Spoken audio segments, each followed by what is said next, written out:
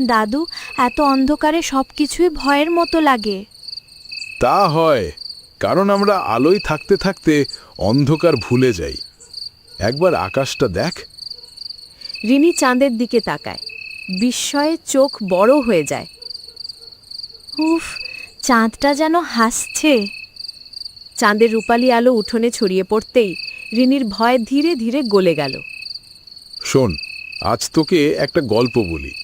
এই গ্রামেরই এক পুরনো গল্প। পুরনো গ্রামের দৃশ্য সাদা কালো টোনে দেখা যায়। এক সময় ছিল যখন গ্রামে লণ্ঠন ছাড়া কেউ রাত কাটাতো না। একদিন ঝড় বৃষ্টিতে গ্রামের সব লণ্ঠন নিভে গেল। মানুষ ভয় পেয়ে গেল, কোথায় যাবে, কি করবে। দাদু, তারপর গ্রামের লোকেরা কি করলো?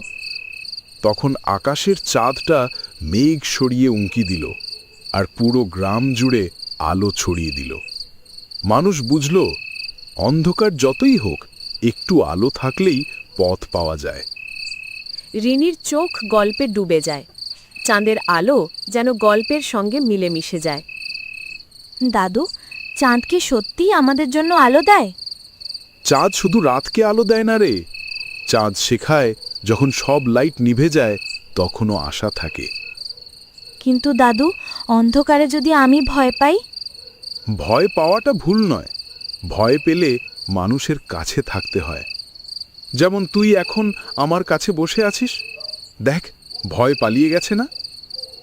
হ্যাঁ দাদু, এখন আর ভয় লাগছে না। চাঁদের আলো আরও উজ্জ্বল হয়ে উঠল।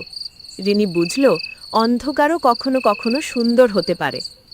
দাদু, আগের মানুষরা কি রাতভর গল্প শুনতো? হ্যাঁ রে, তখন এত মোবাইল টিভি ছিল না। মানুষ কথা বলতো, গান করত, হেসে উঠত।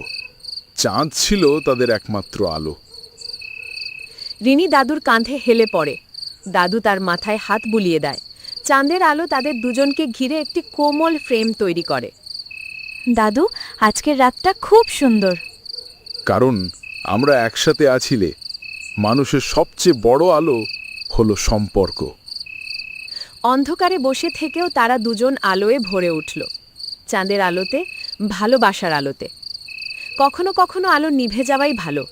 তখনই দেখা যায়, এটাই রাতকে সুন্দর করে তোলে, এটাই সম্পর্ককে আরও কাছে আনে।